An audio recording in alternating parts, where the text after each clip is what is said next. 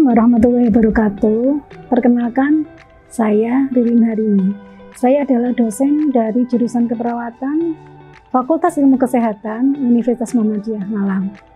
Pada kesempatan ini, saya ingin menyampaikan bahwa saya sudah melakukan proses pembelajaran di Universitas Muhammadiyah Malang sejak tahun 2015 pada bidang mata kuliah rumpun mata kuliah maternitas. Kemudian bisa kami sampaikan bahwa deskripsi mata kuliah tersebut adalah membahas tentang upaya meningkatkan kesehatan reproduksi perempuan, usia subur, ibu hamil, ibu melahirkan, masa nifas, di antara dua masa kehamilan dalam kondisi berisiko dan masalah-masalah yang berhubungan dengan gangguan sistem reproduksi.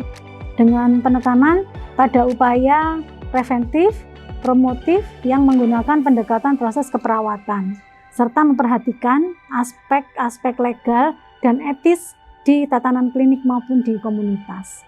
Akan saya sampaikan tentang capaian pembelajaran pada mata kuliah keperawatan maternitas ini. Yang pertama adalah diharapkan mahasiswa mampu bertakwa kepada Allah SWT atau Tuhan Yang Maha Esa, yang ditunjukkan dengan sikap profesional, prinsip etik, kemudian perseptif yang hukum dan budaya di dalam keperawatan.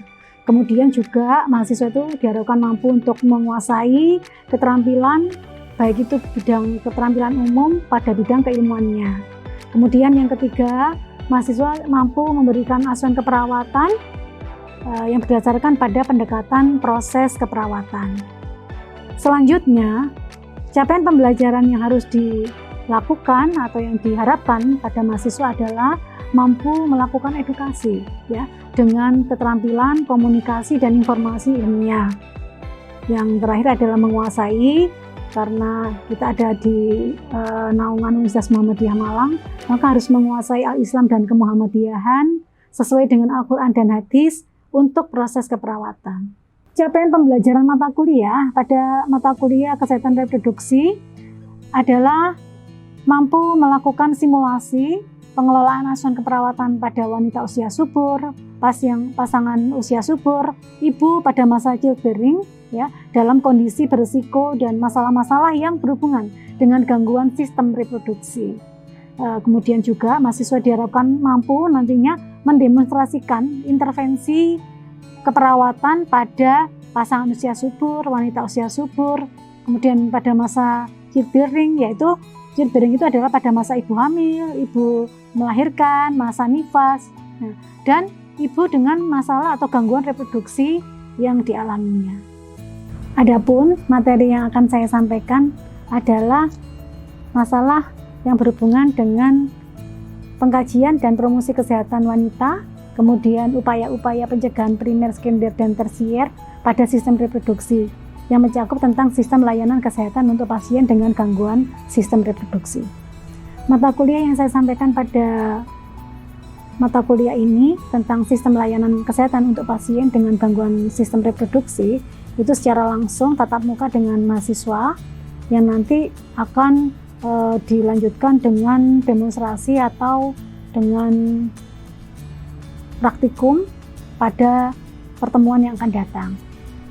Metode pengumpulan tugas, mahasiswa diberikan tugas untuk mengerjakan beberapa hal yang ada hubungannya dengan upaya-upaya pencegahan primer, sekunder maupun tersier, begitu langsung dengan contoh-contohnya. Nah, kemudian juga mahasiswa akan dibekali dengan tayangan video sadari atau deteksi dini pada kanker payudara, yaitu dengan sadari, pemeriksaan payudara sendiri yang nanti akan dipelajari secara mandiri oleh mahasiswa. Kemudian pada pertemuan yang akan datang itu akan dilakukan praktek skill laboratorium keperawatan di lab, akan didampingi oleh pendamping atau dosen dan fasilitator. Metode pembelajaran yang saya sampaikan di kelas yaitu dengan ceramah dan juga tanya jawab, diskusi, dan juga ada kuis. Nanti akan ada beberapa pertanyaan yang saya sampaikan kepada mahasiswa sebagai bentuk evaluasi dari pembelajaran hari ini. Dan juga melakukan feedback dari mahasiswa, apakah yang saya sampaikan itu sudah bisa diterima oleh mahasiswa dengan baik, ataukah masih ada hal-hal yang perlu diperbaiki. Kemudian untuk sistem penilaian, saya akan memberikan penilaian berdasarkan keaktifan di kelas, kemudian nilai dari praktikum, kemudian juga nilai kuis. Pada season, di akhir season biasanya nanti juga akan memberikan penugasan, tugas-tugas kelompok yang itu juga akan masuk ke dalam bobot penilaian. Bismillahirrahmanirrahim. Assalamualaikum warahmatullahi wabarakatuh. Waalaikumsalam. Alhamdulillahirrahmanirrahim. Ini kalian sehat semuanya? Alhamdulillah. Alhamdulillah masih diberikan kesehatan dan kesempatan kita untuk bertemu ya. Pada kesempatan pagi hari ini Ibu akan menyampaikan materi lanjutan dari materi yang lalu ya, yaitu tentang sistem layanan kesehatan untuk pasien dengan gangguan sistem reproduksi ya. Nanti Ibu sangat berharap sekali kalian memperhatikan, karena setelah materi hari ini nanti akan dilanjut untuk pertemuan yang akan datang, yaitu harus dipahami tentang skill yang harus dipahami dari lanjutan mata kuliah ini ya. Oke, akan Ibu sampaikan bahwa pada satu pokok bahasan ini kita nanti akan membahas tentang apa sih sebenarnya kesehatan reproduksi wanita itu, terus kemudian gangguan-gangguan dari kesehatan reproduksi wanita itu apa saja ya. Sebenarnya banyak, tetapi yang akan kita sampaikan di sini terkait kanker payudara dan kanker serviks, karena ini termasuk persentase tertinggi kejadian ya, fenomenanya di masyarakat pada umumnya pada wanita ya. Kemudian etiologi atau penyebab, sebenarnya penyebabnya itu karena apa? Nah, itu kita harus tahu supaya nanti kita bisa memberikan edukasi kepada masyarakat, khususnya wanita dan keluarganya ya, untuk bisa membatasi atau mungkin mencegah hal-hal yang bisa menjadi pencetus terjadinya masalah itu ya. Kemudian manifestasi ya, manifestasi itu berhubungan dengan bagaimana sih proses kanker itu bisa terjadi, diawali dengan apa sih, kemudian ibunya atau pasien itu masalah seperti apa, keluhan seperti apa, seperti itu ya. Kemudian setelah kita mempelajari itu, seorang perawat itu atau tenaga kesehatan itu harus mampu memberikan edukasi, tetapi didasarkan pada pengkajian atau asesmen. Nah, kalau kita belum tahu benar dengan pasien itu, kemudian keluhannya seperti apa, apakah benar itu karena keluhan dari manifestasi klinis dari kanker itu sendiri, maka kita tidak bisa memberikan suatu intervensi. Ya, atau memberikan suatu edukasi. Takutnya apa? Salah gitu ya. Takutnya salah. Sehingga kita harus bisa memberikan pengkajian atau asesmen dalam kesehatan reproduksi wanita. Apa saja itu nanti akan kita jelaskan di belakang. Dan yang terakhir adalah, nah ini yang penting ya. Jadi mohon dipahami bahwa upaya pencegahan pada sistem reproduksi itu penting untuk dikuasai oleh nurse ya, oleh tenaga kesehatan. Karena nanti kalian menjadi ujung tombak ya, ujung tombaknya masyarakat untuk bisa memberikan edukasi, informasi dan juga pelayanan yang terbaik kepada pasien supaya mahasiswa keperawatan ini bisa dianggap luar biasa ya di masyarakat untuk memberikan hal-hal positif gitu ya, yang bisa memberikan kemanfaatan besar untuk mencegah terjadinya masalah-masalah kesehatan reproduksi wanita. Oke, kita lanjut ya. Nah, sekarang pengertian kesehatan reproduksi. Kalian mungkin sering dengar ya, kesehatan reproduksi apa sih? Dan atau mungkin sering baca. Iya, sering baca ya, atau belum? Oh, belum pernah. Cuman dengar aja, oh kesehatan reproduksi wanita gitu aja ya. Nah, tapi apa sih sebenarnya gitu ya? Nah, reproduksi wanita itu proses, kemudian fungsi, dan sistem reproduksi pada seluruh tahap kehidupan. Jadi, gampangannya seperti ini. Pada menurut WHO dan juga BKKBN ya, di sini itu tidak hanya mencakup pada fisik saja, tetapi ternyata juga mencakup pada kesehatan mental, kesejahteraan sosial ya, dan semua hal yang berhubungan dengan sistem ya, serta fungsi dan proses ya di sini. Sehingga kita bisa lihat ya, harapan kita di dalam informasinya BKKBN itu mencegah terjadinya penyakit yang berkelanjutan, kemudian kecacatan serta dibentuk berdasarkan perkawinan yang sah. Nah, kenapa kok ada kalimat ini? Ya, setiap wanita khususnya itu kan pasti akan mengalami proses perkembangan, pertumbuhan dan perkembangan sampai dengan masa pubertas. Ngerti masa pubertas ya? Ya, masa pubertas itu masa apa? Pertumbuhan ya. Kemudian yang ditandai dengan kalau wanita itu sudah menstruasi, terjadi perubahan mulai dari bentuk tubuh, kemudian organ-organ sensitif seperti payudara, kemudian organ-organ reproduksi yang lainnya yang kita eksternal dan internal ya. Kalau internal kan tampak dari luar ya, seperti vagina, payudara dan seterusnya. Tapi kalau yang organ internal seperti serviks, uterus itu kandungan itu ya, kandungan. Kemudian organ yang endometrium, kemudian ovarium di dalam itu atau sel telur ya. Kalian dulu kan masih ingat ya waktu kuliah pelajaran pembelajarannya anatomi dulu ya, yang kemarin ya. Itu kan masih ingatnya. Nah, itu sangat penting. Karena apa? Ketika seorang perempuan khususnya itu tidak menjaga organ reproduksinya itu pada saat ini ya, di masa-masa mudanya itu akan berdampak kepada masa yang akan datang. Apa dampaknya? Dampaknya itu ya itu tadi, tingkat kesuburannya menjadi terganggu, keputihan misalkan terjadi dan tidak segera teratasi, itu juga masuk ke situ dan berdampak kepada infertilitas atau masalah ya. Kemudian masalah-masalah lain yang menjadi pemicu terjadinya gangguan organ reproduksi kewanitaan. Karena wanita itu dari dia mens pertama atau yang disebut menarche, kemudian dia nanti menikah. Setelah menikah pasti dia akan hamil kemudian melahirkan kemudian masa nifas menyusui dan punya anak. Dia harus bisa merawat anaknya dengan baik ya, tetap mempertahankan kondisi kesehatan fisiknya ya. Itu yang menjadi penting. Oke. Kemudian nah ini nanti silakan belajar lebih detail lagi. Apa sih sebenarnya gangguan kanker payudara itu ya? Kanker payudara itu sering kita lihat ya bahwa suatu kondisi jadinya perlebihan dari terkontrol sel-sel jaringan itu di dalam situ. Perhatikan biasanya itu dipengaruhi oleh usia, terjadinya karena faktor genetika atau genetik ya, keturunan. Kemudian usia pertama menstruasi, menopause ya, kemudian juga beberapa riwayat-riwayat yang lain penyakit tumor yang lalu itu bisa kalau pada saat jinak baik ya. Kemudian penggunaan hormon estrogen progestin atau seorang ibu yang biasanya menggunakan KB suntik atau KB pil. Nah, itu kan kandungan dalamnya itu kan mengandung estrogen progesteron. Jadi itu juga pemicu. Sehingga bagaimana Bu, itu kok seorang ibu yang memakai alat kontrasepsi tapi kok berbahaya dampaknya. Makanya harus diatur secara bergantian. Jadi tidak boleh secara terus-menerus menggunakan KB yang sama. Jadi habis pil itu nanti kemudian jarak berapa bulan atau berapa tahun itu nanti kontrol ke tenaga kesehatan nanti akan diarahkan pada yang lebih efektif seperti itu.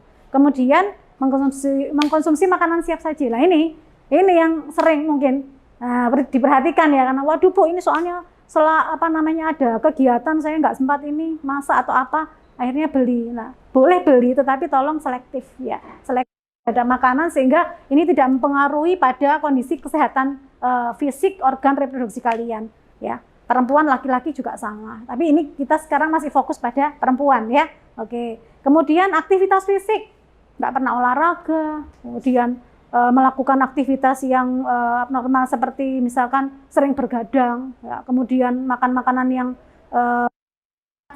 dan minum alkohol, merokok dan juga menyebabkan masalah. Sedikit yang itu kalau dilihat dengan kasat mata itu nggak benar. Tetapi yang merasakan adalah si pasiennya. Nah, ditanyakan nanti pada saat asesmen atau pengkajian itu, munculnya benjolan itu tidak normal. Tiba-tiba kok ada muncul, dirasakan diraba kok beda dengan yang sebelahnya. Kemudian ada pembengkakan biasanya.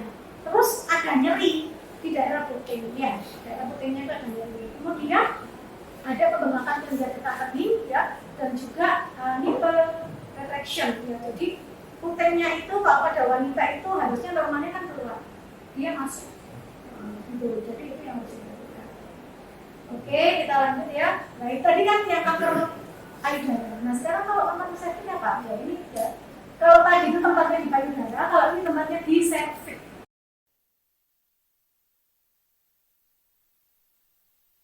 kita yang saat periode apa namanya yang jadwal yang kemarin tentang keberatan maternitas ya, itu bahwa masih ingat ya? Oke. Nah, jadi serviks itu sebagai ini apa namanya jalan. Kalau orang mau melahirkan itu kan buka 1, buka 2, buka 3 sampai berapa? Buka berapa? 10 ya. Nggak ada buka 20 ya, bukanya 10 ya. Buka 10, kemudian lah itulah serviksnya itu buka dari buka 1, 2, 3 dan seterusnya. Makanya dilakukanlah kalau ngecek di tenaga kesehatan Bu bidan atau misalnya ibu perawat misalkan gitu, saya kok sudah kesakitan perut saya, apakah sudah ada tanda-tanda lahir? Nah itu kan biasanya dicek, masukkan tangan itu namanya DIVET. Jadi dicek apakah bukanya itu sudah buka maksimal atau masih berapa. Itu. Nah kalau serviks bermasalah itu kira-kira apa gejalanya? Nah kita lihat perdarahan vagina yang abnormal. Jadi tidak waktunya men, dia itu perdarahan terus.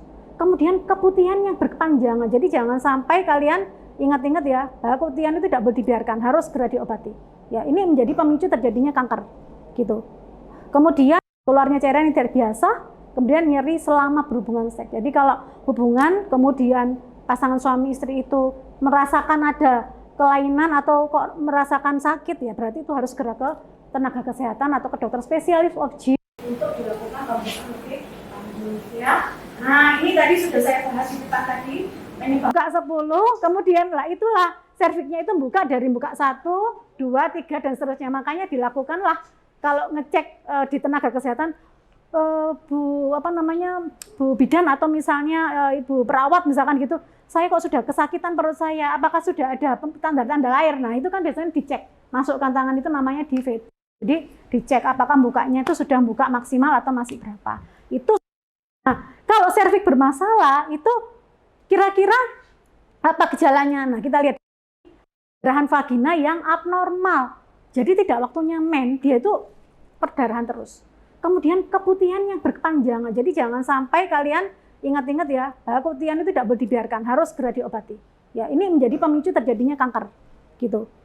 Kemudian keluarnya cairan yang tidak biasa. Kemudian nyeri selama berhubungan seks. Jadi kalau hubungan, kemudian pasangan suami istri itu merasakan ada kelainan atau kok merasakan sakit ya, berarti itu harus segera ke tenaga kesehatan atau ke dokter spesialis OB untuk dilakukan lebih lanjut ya. Nah ini tadi sudah saya bahas di depan tadi, penyebabnya ada faktor lingkungan, ada sosial, kemudian juga fisik itu kena radiasi itu juga salah satu juga dampak etiologinya. Kimia dari makanan dan juga industri, kemudian genetik payudaranya itu sendiri dari keturunan ibunya atau saudara perempuannya gitu ya. Dan yang penting di sini adalah daya tahan tubuh. Kalau daya tahan tubuh kita itu lemah, maka virus cepat masuk. Tapi kalau kita daya tahan tubuhnya itu bagus, apapun yang masuk itu pasti akan ditentang gitu ya. Oke, nah sedikit lagi ya yang akan kita bahas di sini bahwa untuk manifestasi ya, manifestasi ini terkait dengan kanker sebenarnya timbulnya di sini karena ini ya penyebarannya itu dari satu organ ke bagian tubuh organ yang lain melalui invasi dan bermetastase. Jadi bermetastase itu artinya itu apa? Menyerang organ yang sehat. Jadi tergantung kalau misalkan dia itu penyebarannya itu kepada organnya itu organ yang payudara, maka terjadilah tumor payudara atau kanker payudara. Kalau di serviks ya kanker serviks. Kalau dia menyebarnya di endometrium ya kanker endometrium ya. Nah dan seterusnya. Nah kanker ini juga menyebabkan anemia. Jadi orang yang kena kanker biasanya itu mesti kalau dicek HB-nya itu mesti di bawah normal. Gitu. Kenapa kok bisa seperti itu? Karena sistem dari perdarahannya itu juga akan berubah ya. Sehingga HB-nya menurun karena dia akan memberikan subsidi kepada organ yang tadi, yang kanker tadi.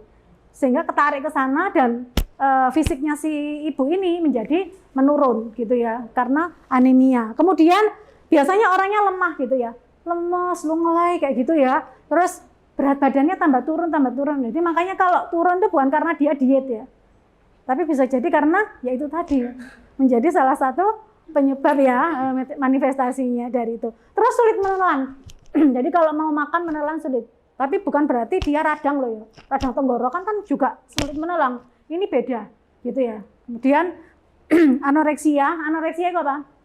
Anoreksia itu sulit makan, ya, susah makan meskipun dikasih makanan yang beraneka ragam yang biasanya kamu itu nafsunya itu banget gitu ya, itu sama sekali dia lihat aja sudah nggak mau. Nah itu harus diperhatikan ciri-ciri seperti itu. Kemudian adanya nyeri, ya, kemudian nyerinya di mana ya? Nyerinya di organ yang terkena itu tadi. Kalau di payudara ya cenutnya ya di payudara dan seterusnya, ya. Kemudian yang terakhir yaitu di sini gejala itu karena penghancuran jaringan menggantikan jaringan kanker yang non fungsional, ya, atau jaringan yang sangat produktif, ya, sehingga di sini gangguan sumsum tulang dan anemia atau kelebihan produksi steroid adrenal sehingga menyebabkan tekanan pada struktur kita dan terjadi peningkatan metabolik, ya. Jadi kalau tubuh sudah dipacu itu akhirnya apa? Ya, akhirnya kan ini ya apa istilahnya itu subsidinya itu masuk ke organ tersebut, ya. Akhirnya orangnya kurang.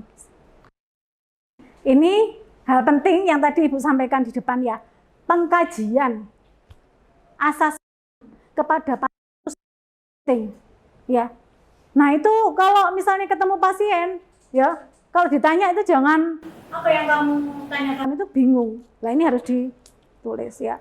Pengajian itu tujuannya adalah untuk memperoleh informasi tentang kesehatan klien dan untuk menentukan masalah keperawatan. Caranya apa? Deep interview, bisa observasi, kemudian ngecek, periksa, ya, head to toe, jadi pemeriksaan fisik, kemudian bisa melihat itu statusnya pasien di rumah sakit itu kan bisa dibuka-buka, itu juga bisa menjadi data, ya. Dan apa namanya, setelah kita pengkajian bisa kita dapatkan datanya, maka kita bisa merencanakan rencana keperawatan yang akan kita lakukan apa saja. 1, edukasi.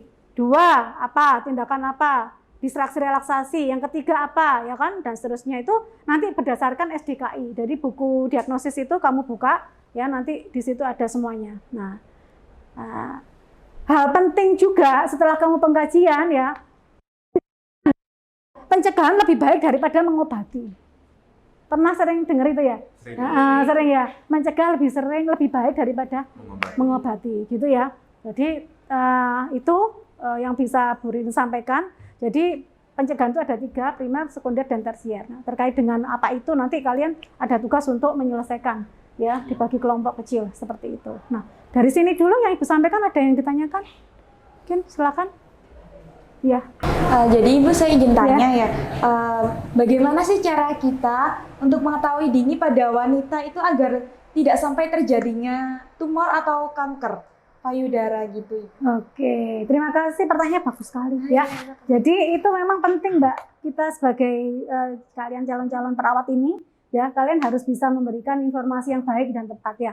Gimana caranya? Ya, itu yang pertama kita harus tahu memberikan informasi tentang deteksi dini. Deteksi dini untuk mencegah kanker, ya, baik itu payudara maupun kanker serviks, ya. Kalau payudara caranya dengan sadari. Nah, pemeriksaan payudara sendiri seperti itu, ya. Gimana caranya, Bu? Untuk video nanti akan saya sampaikan kepada kalian.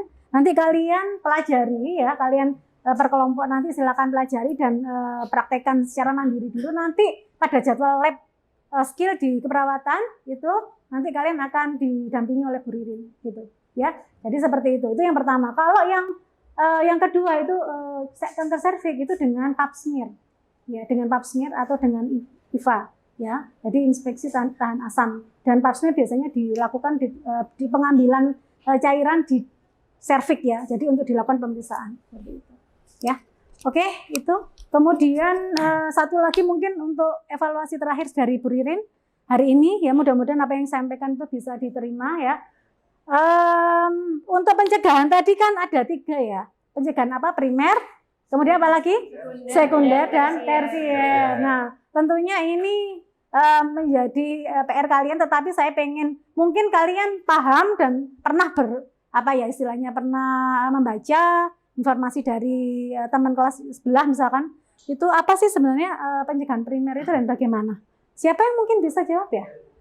Saya, Bu. Oh iya, silakan Mas. Jadi pencegahan primer dilakukan pada masa individu belum menderita sakit. Upaya yang dilakukan ialah promosi kesehatan, health promotion, yang ditujukan untuk meningkatkan daya tahan tubuh terhadap masalah kesehatan.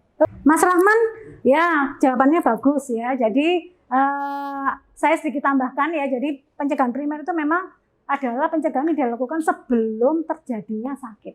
Nah, apa yang dilakukan ya kita harus memberikan edukasi pada pasien itu. Kalau perlu door to door, gitu ya. Maksudnya itu kita memberikan informasi yang tentang kesehatan, bagaimana deteksi dini itu sambil ngajari ibunya atau keluarganya itu, khususnya yang perempuan itu untuk bisa melakukan yang namanya itu tadi.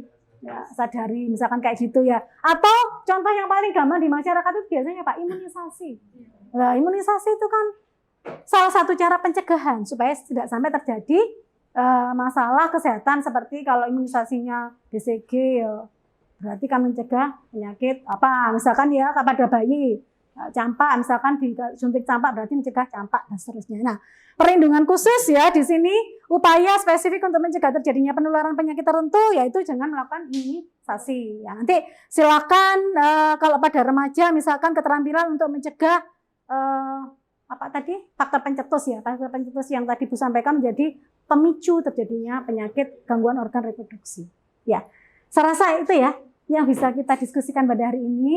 Terima kasih atas perhatiannya ya dan selalu semangat belajar ya. Oke, kalau ada hal yang kurang jelas nanti bisa ditanyakan, bisa langsung kepada Ibu atau via WA juga boleh, silahkan ya, mau didiskusikan ya. Jadi kita perjelas kembali bahwa minggu depan silakan dicek untuk jadwalnya kalian untuk lab skill kelompok kalian itu pada hari dan jam berapa. Nanti kita akan bersama-sama Bu Riri mendampingi kalian untuk skill pemeriksaan payudara sendiri atau sadari dan pap smear gitu ya di lab keperawatan. Oke, serasa cukup untuk materi hari ini. Mudah-mudahan bisa memberikan tambahan informasi dan ilmu kalian ya. Dan selamat belajar dengan selalu senang hati. Marilah kita akhiri dengan membaca hamdalah. Alhamdulillah. Serasa cukup. Billahi taufiq wal hidayah. Assalamualaikum warahmatullahi wabarakatuh.